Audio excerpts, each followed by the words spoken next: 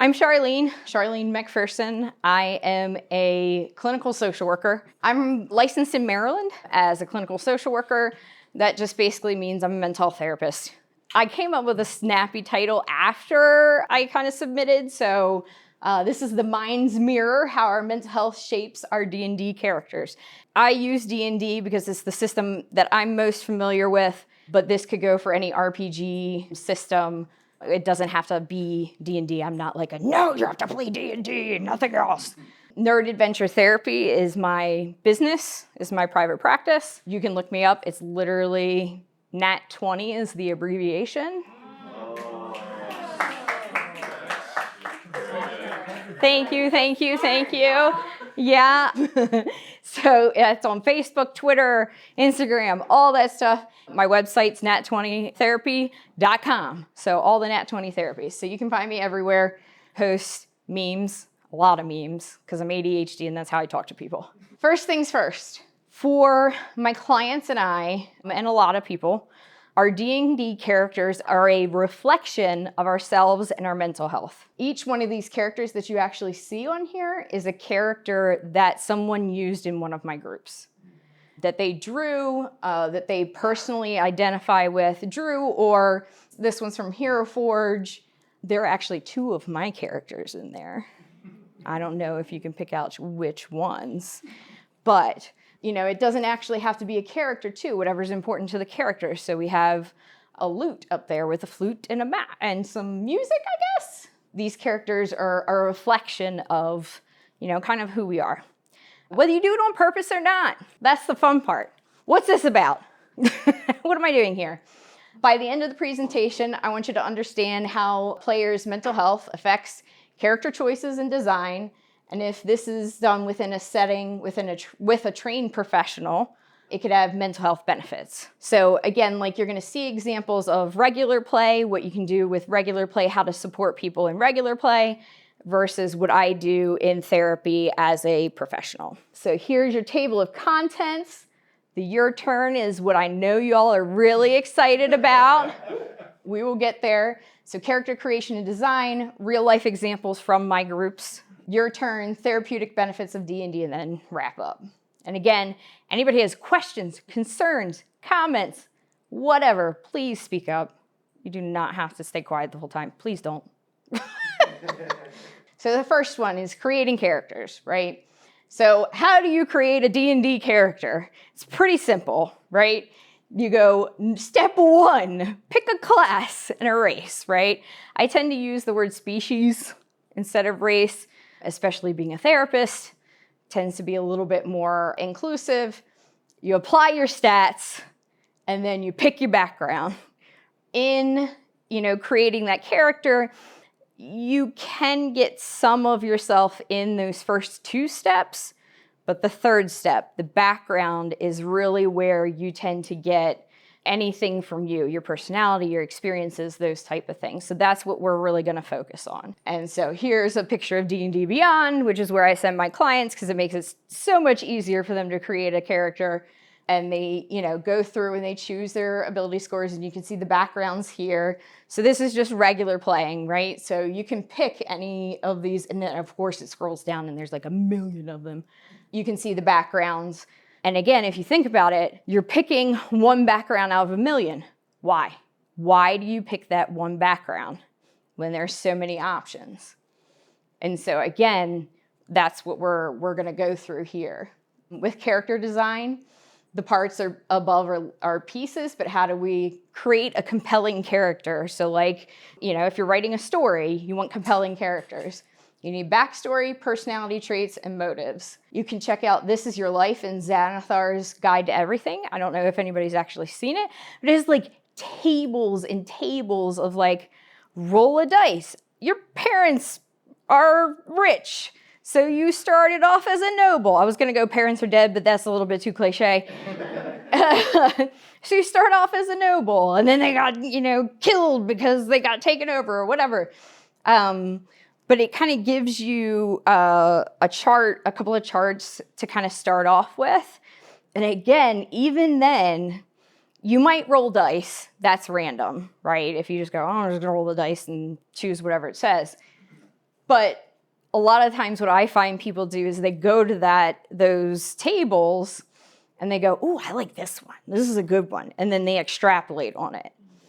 So again, you're the one making the decision for the character. So your experiences, your decisions, everything like that is going into this character already. Again, whether you like it or not. So for therapy character design, I do all of that only on purpose. Intentionally. Instead of being like, I accidentally put my mental health stuff in my character, I actually did it on purpose so that I can work through my goals. So what I do is I have my clients identify CBT goals, which is cognitive behavioral therapy. That's my kind of base. It doesn't have to be CBT. A lot of therapists use different types. There's ACT, there's all sorts of different theory bases that you can use. They make the character, and again, like you can kind of use, like I had someone do a vengeance paladin once who was working on their anger. That kind of fit a little bit. So there are certain like character classes and races that you can kind of mess with a little bit to kind of help people kind of work on their stuff. But then I use, it's kind of an unfortunate, it's called knives, forks, and spoons. I haven't come up with one yet. I am going to come up with one when I actually have time. It is a backstory creator. The knives are, let's pick something that is going to be really important to your character that the DM can use to pull you into the story. So if it's, again, very important, a character's trauma, not your trauma, a character's trauma, or why they're motivated to do the things they do, right? Forks are using those knives and, okay, so why are they adventuring now? What are they doing? And spoons are just like, my favorite ice cream is, I don't know, what did I say? Lucky Charms. No, I said Captain Crunch, but it was actually pieces of Captain in the ice cream. So it was Captain Crunch. Which, gotta be, a little bit fun. Those are the ones we use, and so we take the goals, the CBT goals, and so just an example, I have a few examples, but, say someone is working on speaking up for themselves because they're past trauma, they weren't allowed to. So now they need to work on stating their goals, their needs, things that they need. So they are going to play a grumpy dwarf that says no all the time. No, I want to do this. No, I want to do this. No, I want to do this, right? Within reason, obviously that might get a little annoying after a while as for the party, but, they're using that to be able to say no. They're using that to be able to say no, to be able to practice it so that they see the reaction of the others at the table, okay? They don't get angry. They don't get upset. They probably laugh quite a bit. And they're like, oh, nobody's going to hate me. And so they practice it over and over and over again, and then they can go out and practice it in real life. Now, if you are trying to tell your boss no, then you get fired, okay? So that's why this is really important, is to create a microcosm of, society where it's safe to practice things that you want to work on. Go ahead. So I have a question about the design process. Uh-huh. So in a therapy setting, are you or a therapist working directly with the client and kind of help guiding them? Like, yes. Hey, since you came in to work on X, let's find a character that can be Y. Right. Yeah, no. And if they get stuck, I'll give them ideas like, hey, you really like this type of character, or, with my program, the way I kind of run it, and I think I'm the only one that runs this way in the country, as far as I know, is with my adult clients. Most people assume I work with kids. By the way, I work with adults. Most of my groups are age 30 plus, because we don't get anything fun ever. And the kids get all the fun stuff. And on a more serious note, There are plenty of us who are being late diagnosed with neurodiversity, and I'm being one of them. I got diagnosed with ADHD at 35. There are no social skills groups for 35-year-olds. Okay? Well, now there are, because I made one. So, autism, anxiety, everything. I wanted to make a safe place for people to be able to do that. Well, are you tailoring your group so that you don't have different goals in therapy where you get conflict within the group, where you have to learn to resolve that too? Like the guy that always wants to say no, but then you have the other person, I don't know, was afraid of no. Yeah. Oh, it's so good. It's so good. Everybody's there because they choose to be there. They know everybody's working on something. And so if this person is saying no all the time or being a little gruff or, maybe that person should work on speaking up and asking why. It creates an opportunity for that person to be able to do that. And I didn't even do it. It's just inherent in the game. So, yeah. So, it's just inherent through the whole game that you're working with a team, you're working with a party towards a similar goal. So, it gives you a space. And how many times do you want to question somebody? Why are you doing that? Yeah. But you don't do it because you're afraid of the consequences. If your character does it, if your character asks, why are you such a bully? Why are you always saying no?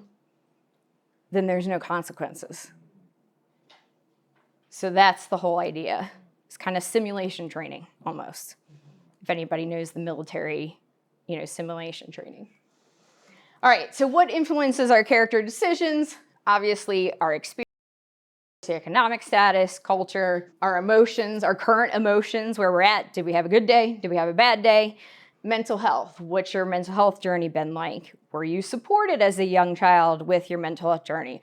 Were you not? Are you being supported now with your mental health journey? Are you not? Is your insurance company telling you, no, we won't pay for mental health services because we suck, or not? That is going to affect, how you're feeling in that gameplay, right?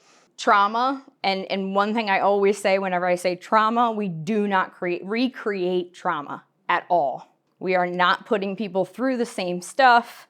We are looking at the symptoms that are left over from the trauma, in group at least. We're looking at the symptoms and we're working with those symptoms. In individual therapy, we'll address the actual trauma. So I like seeing people once a week for individual, once a week for group. But we never recreate the trauma in the group. Sometimes it gets a little close and I'm very, very in, communication with the client. Hey, how are you feeling? Are you okay? Is this good? That type of thing. But so far, so good. Keeping that communication open is really helpful. So stories too, like anybody that writes a character wants to have a good story arc, right? And those of us who are playing an RPG more than likely like stories. So that's what we're going to do. And then self-expression. Who DMs the session? The therapist.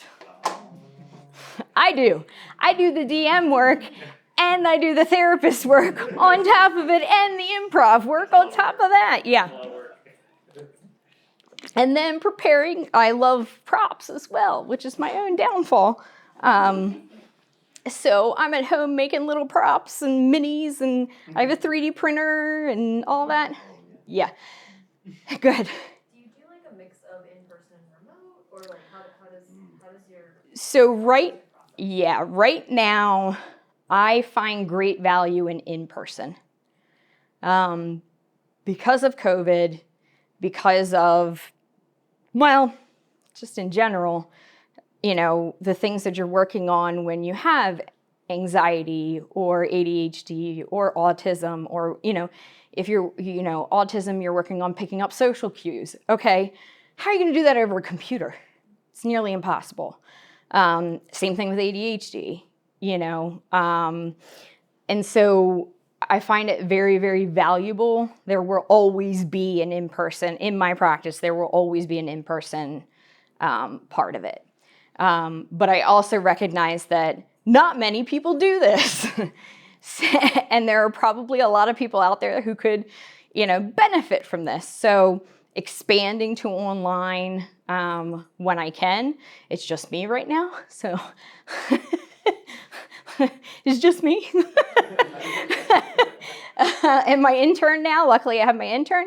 But expanding to online eventually, which also I'm waiting on laws to be able to actually, you know, treat people in different states and stuff like that. It's a mess of the healthcare system.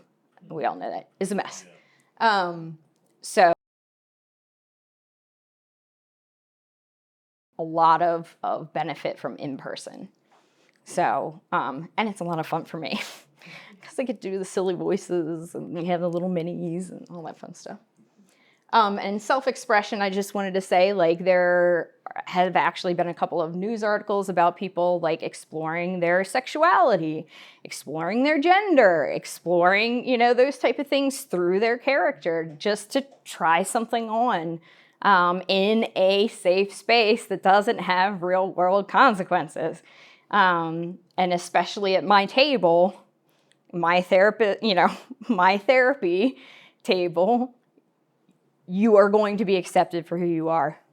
You're going to be safe. And so I haven't had anybody, you know, use that yet for that purpose. But everybody at my table knows they're safe with whatever they need to work on. Some key themes that pop up once you create the character, the backstory, all those things. You have escapism. We all need that every once in a while because the real world sucks. Empowerment. People building a character that'll be successful or will become successful through growth. You know, sometimes people start off with the flawed character, but the whole point of a flawed character is to go through and build them up, right? That's what therapy is. Self-exploration, kind of what we talked about a little bit earlier, but also what characteristics would you like to have? In individual therapy, sometimes I have people create a character sheet of themselves, like their real self. And then I go, okay, now create a character sheet of your ideal self. Who would you like to be? What characteristics would you like to have? And, you know, just as an example, if you need to work on social cues or interacting communication, oh, you need to up your charisma score. Okay, we got to figure out how we're going to up your charisma score. And it really kind of puts things in perspective to people. Have you ever had an instance where someone made a character sheet that was really out of, like, it felt very different than your experience of it? Yes, but at the same time, to me, that's valuable information. Oh, yeah. Yeah. Just what do you do with that information? Yeah, so I go through and we talk about it and we say, okay, I don't see this. Can you explain this to me? You know, can you talk about this? Can you extrapolate on that? Maybe I just missed the mark completely. And that's usually what I assume because, you know, I don't know anything about my client. My client knows themselves best. I do not. That's always my assumption. So explain it to me. Tell me what's going on. But there also may be some, you know, kind of misperception or self-esteem issues going on there as well. And we might be like, okay, could we up it by like 1 point? Can we agree on 1 point? You know, even though then your ability modifier doesn't go up, but, you know, whatever. Just 1 point. And then belonging. We all want to belong somewhere. And that's obviously as, you know, neurodiverse people or, you know, I mean, we're all board gamers. It helps us feel like we're part of a community, which is always a good thing. So real life examples. I had one guy come in. He was determined, which I loved, and had some pretty severe social anxiety.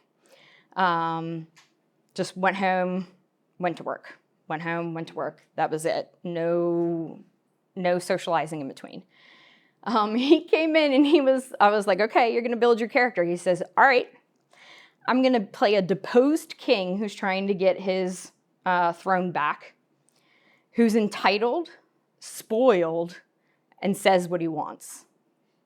And he's an asshole. I was like, are you sure that's gonna be a challenge?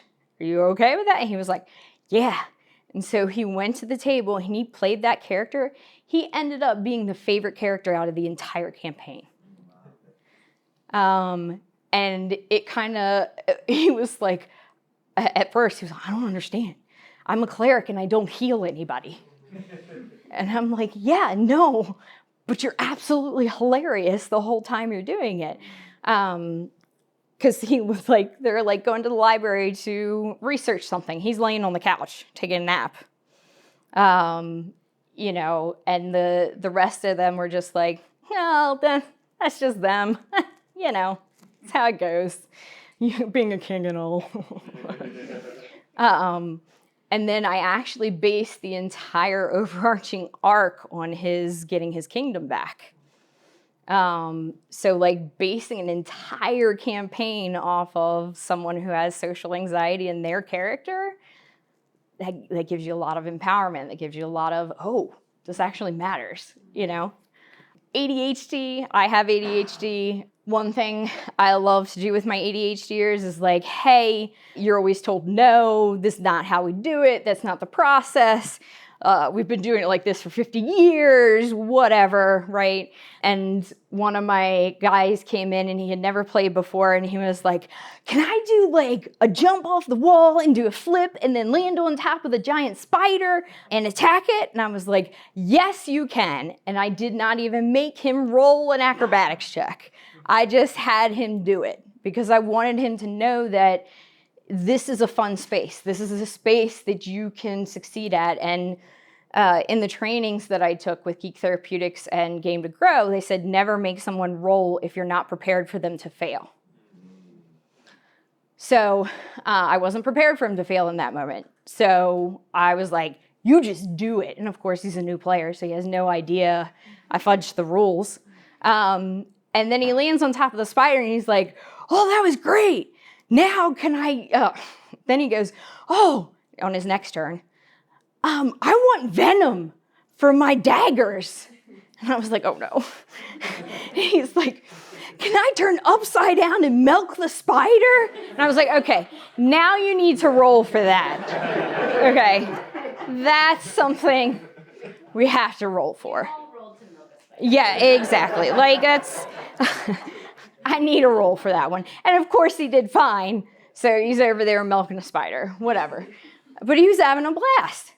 And he was someone who had issues with wanting to do everything the right way, had to do it perfectly, by the rules, things like that. And I was like, there are no rules. You're milking a spider.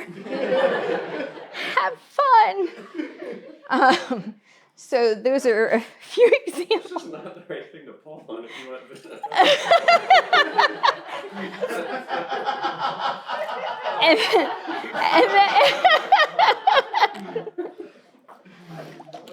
So he milked the spider. He was happy. He got a couple of vials of venom and dipped his daggers into it, and he was happy. But he did stuff like that multiple times. He did the people's elbow on the big bad evil guy off of a column. Like, he was having tons of fun because I wasn't going to tell him no. I was like, no, this is what this game is for, to be creative, right? Gameplay scenario. I'm going to skip this because I think I'm running a little long. But this was just a vignette of someone who has, an anxiety disorder, what character they built, and a role play, and I go through the role play myself. But I think we're going to skip that just because I feel like it's going to take too long. Your turn. Let's get to you guys instead. I'm going to skip me doing it. We're going to get to you all. All right, so the first one, what about you? So we're going to be asking questions like, have you experienced real life bleed into characters? And that's what we call when real life goes into a character, we call it bleed. It's not necessarily the greatest word, but that's what we got so far. Have you seen friends experience bleed without knowing? DMs, that type of thing. So first one is survey says, you're going to take a survey. Second one is creating a character. And then third one is role play. Again, that's if you all want to do it. You do not have to do it. All right. This is the survey. Does that work? Everybody good? Okay. All right. There you go. What words would you use to describe D&D? Or RPGs. It could be general. It's like a little word cloud. Look at that. That's the first time I've done it, so that's why I'm kind of excited about it. Sorry. All right.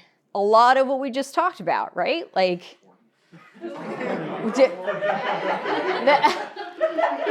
I know exactly who that was. I don't even have to ask the question. So, yes, not in my therapy sessions usually. I usually try to keep that one out, but if it happens, it happens. But yeah, like this is all, you know. Okay, we'll stop it. All of these are what I feel like therapy should also be. Except for probably porn. Yeah, that one, we'll take out that one. You still talk about sexuality, you still talk about your sex life, you still talk about, you know, all that stuff. I am not involved in all of it. I, just validate your feelings. But like, that was the reason why I saw the connection between these two was, to me, who wants to go into a room and sit one-on-one with a stranger and tell you all your deepest, darkest secrets? That would be hard for me, and I'm a therapist, okay? So let's create an environment, and that's what I'm trying to do with my whole practice.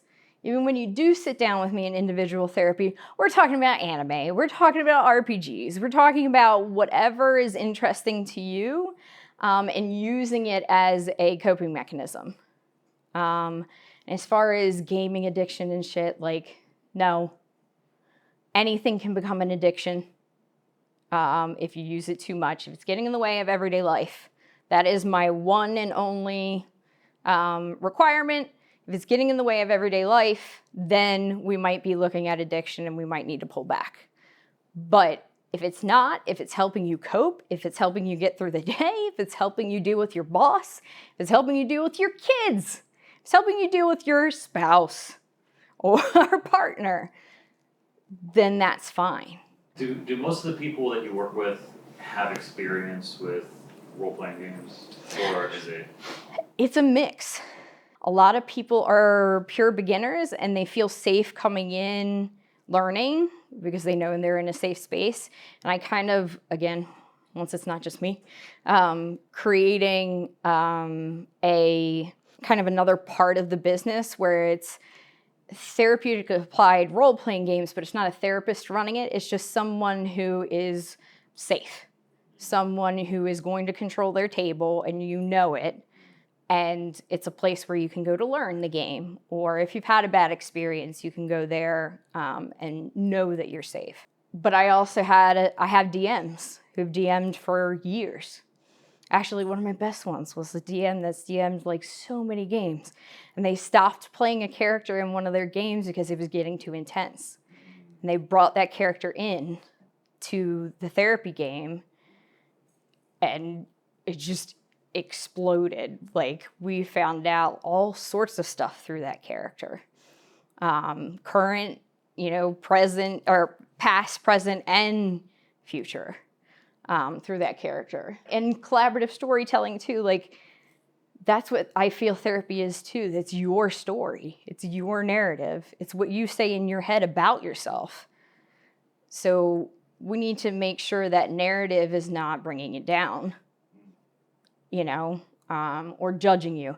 The main thing that I have to work on first with everyone is the judgment, the blame, the shame, all of it. Can't get to the mental health stuff until I get through that. All right, so next. Have you ever accidentally put a personal thing into a character? Oh, okay. All right, so 67% goes, hell yeah, that was real quick. I've put stuff in without, realizing it, or I realized it, but I kind of went on with it. Not sure, totally acceptable.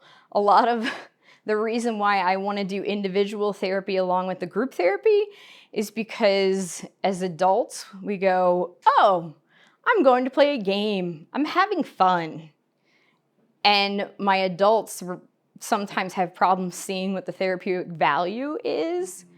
And I go, okay, we need to sit down and talk about it. You literally cried in the middle of the session, the group session. There's something there. We need to talk about that.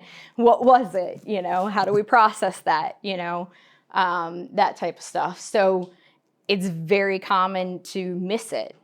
Go ahead. Do you record your sessions, or No. so you're able to run your campaign and take notes on your patients? Right, I know, right, That's- yeah. Wow. Multitasking. Pay me a lot of money. No.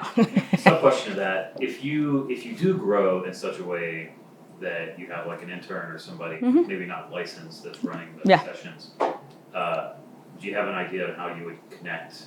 Like if you're running it, you're getting like real time assessments, right? Yeah. But if you have somebody else who's not you, Mhm. would they be trained to see?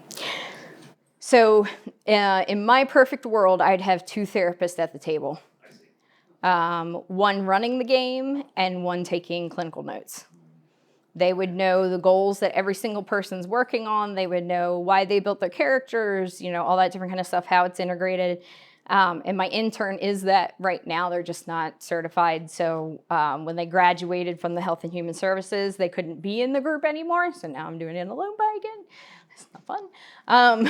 But that would be my preference, is to have 2 therapists, because it is a lot of work to build a campaign, run a campaign, do the improv. And the other thing, you know, as a DM, you know, you're looking for opportunities as you're playing, right? Well, I'm not only looking for opportunities for fun, I'm looking for opportunities to give somebody to work on each and every single one of their goals. So I've got to think of everybody's goals at the table all of the time to try and create different situations for them to be able to practice. I'm sure I miss many of them. Some of them I do catch. But that would be my ideal, would be to have 2 therapists, because there's enough work for 2 therapists. And then no, absolutely fine, because there are people out there that just do roll the dice, you know, or you just made a character so you could play. That's absolutely fine. Have you ever noticed a connection between someone else's character and what they're experiencing at the time? So a friend, you know, that they might not see the connection with. I know my therapist friends out there are like, yeah, of course. But we got 78%, yes, I've seen it. And again, like Clark said, it's easier to see in other people than yourself. I had one person talk about how their DM was actually putting it into their campaign, their depression into the campaign. And it was triggering that person's depression. And so they had to quit the campaign, which was a really good, healthy boundary. The DM didn't realize it at the time. So again, this stuff happens without people knowing. And again, you all are going to be a little bit more aware. Sorry, not sorry. My clients are ruined after this. My DM, one that came, she's like, I see all of the connections all of the time now with each one of my players. And I'm like, you're welcome. I've ruined you forever. All right. Have you ever felt that D&D has helped you process conflict or real life problems? So we're kind of one third on it, not quite, but this is gonna be hard to see for yourself. Other people may see it easier than you. The people who have seen it, great. I know when I tell people are like, how did you come up with this idea, Charlene? Because this is crazy. I'm like, well, I was playing a personal campaign with strangers and I didn't know them. And I didn't know that whether I was doing a good job or not. And we were playing Ghost of Saltmarsh. And we had taken over the ship and we had to vote in a captain. And as soon as my DM sentence ended that we needed to vote in a captain, they picked my character. And I was like, oh, you guys like me. So I was like, oh, if that works for me, well, it work for my clients. You know, this might be a good idea. So again, like, and the other thing that I find with D&D too is it's like, I'm not a philosopher by any means, okay? D&D brings up moral quandary more than anything else I've ever experienced. Like, what do you, I don't want to say anymore because there's an example coming up. But like, you have to make some pretty tough decisions. And in therapy group for D&D, I make people make tough decisions. What are you going to do with, you know, knowing the past, knowing what you're doing? So it's just, it's almost like a thought experiment sometimes. Creating a character, this is the fun part, right? Like my little bald dude.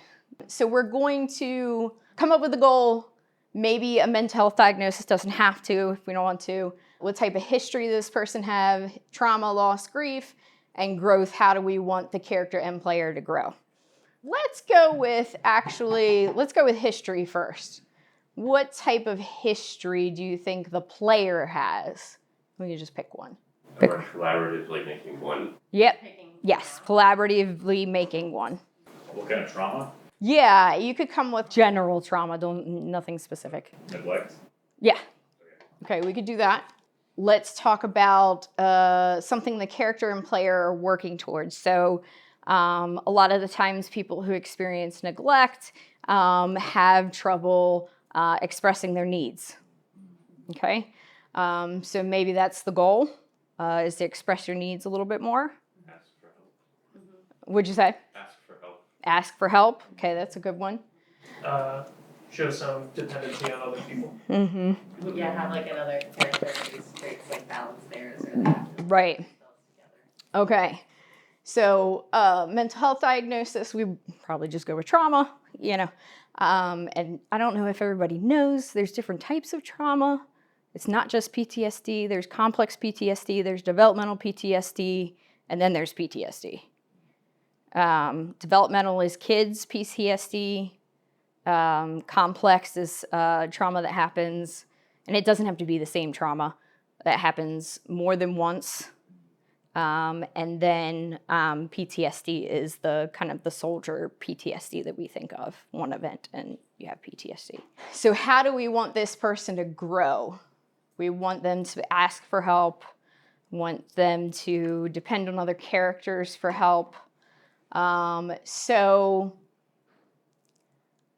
All right, so what do you think a good character motivation would be? Someone who needs to ask for help versus, or like a story or like a setting. If you have a piece of a map and you need to find other people, like you don't have the whole map on your own. Yeah, and it's too tough to go get the other pieces on your own, so you have to go and get other party members, because you're a bard. Someone who's a glass cannon. Yeah. There you go. Okay, You need someone to buff you. right, exactly. So you have to create a party around you to go, you know, on your quest, right? Unlock a door with 2 keys. Yeah, exactly. Can't reach both sides, and there are gnomes. They're not going to be able to reach both sides. And that's where I throw in the character race. There you go. No, can't reach it. Things like that. And so I might, what decision would I make them have to do with this specific character that we would come up with? So they had to create a party. I would put them in a situation where they would have to choose between themselves and the rest of the party after being with them for a little while. And building those relationships, building the help, building all that stuff, I would want to create a situation where they have to, the player has to decide whether the character has grown and will save the rest of the party, or whether they're still gonna be on their own. Can I ask a question? Yeah.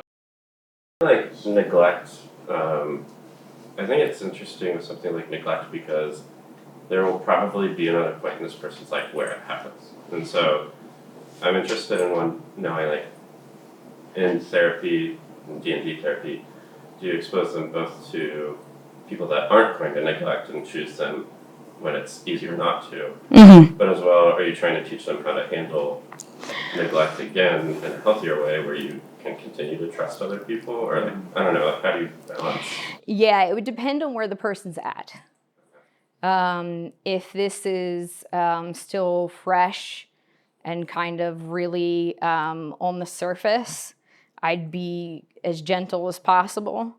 If it was something that they felt a little bit more control over, I might present kind of a harder situation like I just said. In the first situation, if it was a little too fresh, a little too at the surface, we'd work on coping mechanisms first. And that would be the individual therapy on top of it. And then they would play the game however they wanted to play, and it would be a little bit gentler. But when they feel like they're ready, and I feel like they're ready for a challenge or a growth point, then I will put one in. What'd you say? When they level up. Yeah, when they level up, right? Like in life. And exactly. That's where the therapy comes in, and that's why you don't want to be doing this unless, you have a therapy background and training. Go ahead. So are you awarding accomplishments like with the level up, or are you using XP or milestone? Yeah, I do milestone. Number one, because I hate math. Don't want to have to keep track of it. Number two, again, we're focused on the growth. And so I want the milestone to be, you all work together as a team for the first time. You level up. That's necessarily the story milestone that you're... It could be both. I level everybody up together because, again, that just makes it easier for me. But if they do something together, I'll do that. Or if somebody does something significant and everybody follows. A lot of the time what happens is one person will be vulnerable and work on their goal, and the rest of the group will see it and they'll follow suit. And so then I just milestone everybody up. So you see how we kind of did that? Okay. Is there any indications from a person that you would not recommend doing, or that's not ready for that yet? Obviously, if we're having any delusions or psychosis, that type of stuff, we would want to be very careful with that. Not saying that anybody, and a lot of people think of schizophrenia when you think of delusions and psychosis. It's not just schizophrenia. You can have it with depression. You can have it with everything. If they're in recovery and they've been in recovery for a little while and they're stable and they're feeling okay, you just keep a close eye, keep in communication with the client. But yeah, definitely want someone to be based in reality, while they're switching back and forth between this character and themselves. So it's not something I would necessarily use that, but I know that there's been some studies on using this with schizophrenia in the hospital. But those are people who are experts in schizophrenia. I am not. So I would be completely out of my depth. So I would not do that. I know my limitations, and that's one of them. We're getting late on time. I won't make you do the role play. So breathe a sigh of relief. I was going to make you all decide one character, if somebody was going to play one character, when somebody's going to play the other character. You both are in the same party, and you finally caught the person that was a spy in your group that betrayed you to the big, bad, evil. I wanted to put person, but I didn't know if anybody was going to get the P, so I just said guy. You're now deciding how to deal with them. Each one of these characters, right? What if one had anger issues? What if the other one was anxiety? What if the other one was ADHD? It just was like, cut his head off. Like Bachman and Focus. That's a pull. Okay, I don't know. That was so good. I love that moment. I listened to it so many times. Or so like you could see how this might go differently depending on the person. Maybe I did this to one of my clients who had anger stuff going on due to bullying and stuff like that. I had an NPC brother character betray him in the game to the big bad evil guy. Of course, his first reaction was to try to kill the dude. He couldn't, because I let him get away. Because I'm mean. And then, in the end, they had to give up something like deep for their character to be able to make a certain magic work. And that one client spoke up and was like, I know exactly what I need to give up. And I was like, ooh. I was, again, in the moment, oh, what is it? Because got all sorts of stuff going on. I'm going to give up vengeance on this character, and not only that, I'm going to redeem them. And this was the end of the campaign. I held on to that vengeance the entire campaign. And this was my first campaign, so it lasted for a year. And I was like, oh, okay, yeah, that's a really good idea. And so he did that. He ended up redeeming him with, by the way, ceremony, the spell. I had no idea what it does. And then 2 people brought it up back to back and wanted to use it. So you can use it to get somebody back to their original alignment. And that's what he did with his character, because he was originally a lawful good character. And then the other guy next to him was like, oh yeah, I want to do that with my sister too. So I had to come up with how to do it twice, not knowing what it was in the first place, and then doing it differently, because I don't want it to look the same. Ugh, that was hard.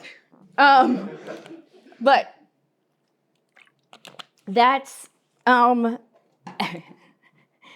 then actually after he made that decision to give up the revenge, the next day texted me and was like, what did you do? And I was like, I didn't do nothing, because that's always my first response. He's like, I don't feel any, I saw so-and-so's name today. I didn't feel anything, when normally it would have ruined my day. And I was like, ha! It's like I know what I'm doing.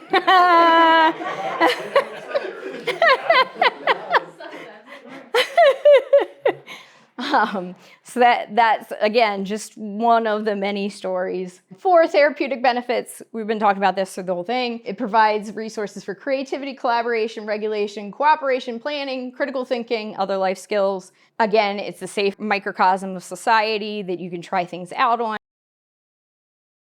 Everybody's working on something, and then it lends itself to be applied across different diagnoses, different types of people. I would love to also start pulling in different cultures instead of like the white people fantasy, actually getting some other, cultural backgrounds in the games as well. So that people feel more comfortable, there's not all a bunch of white people. That's something I really am focused on as well. I want to make it even more applicable across cultures, across people. Actionable items, things that you all can do in your D&D games. You're not therapists, but you can have open communication with your players. You can use safety tools. I don't know if everybody knows what safety tools are, but there's the X card, and then there's lines and veils. If you don't know them, look them up. Know your limits as a player and a DM. Do not take on anyone's trauma if you are not a therapist. If you see someone getting intense, the best thing you can do is pull them off to the side and say, hey, look, I think we need to take a break. Best thing you can do. Empathy, knowing that we accidentally put our stuff into D&D characters, being empathetic towards that. If you're interested in doing like any of this work like in the community, or if you're an educator, there are educator and community tracks with Game to Grow, Geek Therapeutics. And then the rule of cool, the game's fun as long as everyone's having fun. And then this is a summary. It's cool, it's fun, everybody likes it. the one thing that I always like to say too is D&D can be therapeutic. It can be a coping mechanism, but it's not therapy unless there's a therapist at the head. That's it. Oh, right on time. Yeah. Go back a couple slides. I want to Yeah, get sure. those organizations. Yeah. Oh, yeah, I didn't write down the organizations, but I can tell you them. Oh, yeah. Write them down. Look, I'm doubting myself. Look at you, past you. Can you tell us a little bit about what the safety tools are? I didn't want to keep you past. You all are more than welcome to go. The X card, I actually have a system unique to my table. The X card is, I just literally have an like a little sticky note in the middle of the table, and it's an X. And my players know that if things get too intense or they get triggered or something happens, they hit the X card and everything stops. No questions asked, nothing. It just stops. And we calm down, do what we need to do, and then we redirect whatever we were doing to something completely different. I also have an O card to check in with the group. Like if you go through a really intense role play with someone, to check in with the other person and be like, hey, you all right? Like most of the time I'll do that, but and then you have the other card is the N card. You're getting near something that may be triggering. And so press that and we go around it. Lines and veils. I have everyone who start my group fill out an RPG consent form. It has all the topics on it that you could have. Most of them I don't put into my therapeutic games to begin with, but you get to check off whether they're a green topic, okay, go, a yellow topic, or a red topic, no go. And so I have that for everybody when I start the game so that I can avoid those topics to begin with and we don't have to deal with the aftermath. So that's the ones I use. There's still research being done on whether people actually use them during the game. A lot of people will wait until the end of the game and be like, oh, that was really triggering. And it's like, no, you have to hit it in the middle. That's the whole point. But they don't want to stop the flow. So there's still research being done on whether it actually works, whether people actually use it. I'll say one of the big things with the safety tools is that whichever one you use, or even if you use a combination of the two, you, as a DM, you need to be paying attention to your players. Mm-hmm. And if it looks like after you play with them for a while, you get a pretty good feel of when they're getting into character and when what's happening is getting to them. Right. And if you start to recognize that, you should stop and check in. Right. And say, hey, how's everybody feeling? Right. Yeah. Yeah. And again, like when you're a therapist and you do that, everybody's like, oh, she's a therapist, she's doing it again, you're checking in, everybody's feelings. So they don't really get up too upset, but as like a regular DM, sometimes it's a little uncomfortable, but it definitely is something that's really valuable to do. And that's what you were saying is where people don't like interrupting the game. Mm-hmm. Well, you're the DM. You interrupted the game. You're the one whose job it is to interrupt the game. Yep. At any time. Right. So it kind of relieves them of the stress of having to do it themselves. That's and right. Yeah. then they're able to go, oh, right, actually I'm having some trouble with this. Yeah. Or, we're okay, but let's try carefully, Yeah. or even just that 5-second break was enough for them to get Right. their mind out of wherever it was going. Exactly. Yeah. I was gonna say, on that also, I know we had someone get really upset at our table, and the co-GM, and they were starting to get it was triggering. Mm-hmm. Triggered. And so we basically just called a potty break Mm-hmm. and checked in with that person individually, because it was one of those, it was a friend that we know doesn't particularly like to have to talk in front of people. Yeah. Yeah. So that's another one that we've used in the past, and just Okay, we're gonna take a break. you're saying, I gotta go to the bathroom. Yeah. Yeah. Yeah. Or no, I need to go grab another drink. Yeah. I was gonna ask, how do you do that? How do you do it if you need to do it discreetly, but that's a good idea. Yeah. I just usually use one of the, a bio break, basically. And in a normal game, those all perfect. For me, I might push that person a little bit. Not while they're triggered, not where they're triggered, but if one of their goals is, I need to speak up and I need to ask for help, I may look at them and be like, and I literally come up with hand signals and like secret words and stuff with my clients. If I say this, then I'm checking in with you. You need to ask for help right now. This is a good opportunity. And if they don't, then I will back them up and do it kind of behind, secretly or whatever. But, again, it's because I'm trained to to challenge that type of behavior. But yeah, definitely with your all's games, making the person feel as comfortable as possible, asking for help or leaving the table or whatever. I always have snacks too, by the way. I have a snack table. There is no way you can have D&D without snacks. Even with my adults, I have an entire snack table. So maybe that person gets up and gets some snacks at that time. And that's absolutely fine. That type of thing. So, yay! Do you have like an email list or anything? If Oh, I do. trainings or things people want to know about? I have that information. Okay.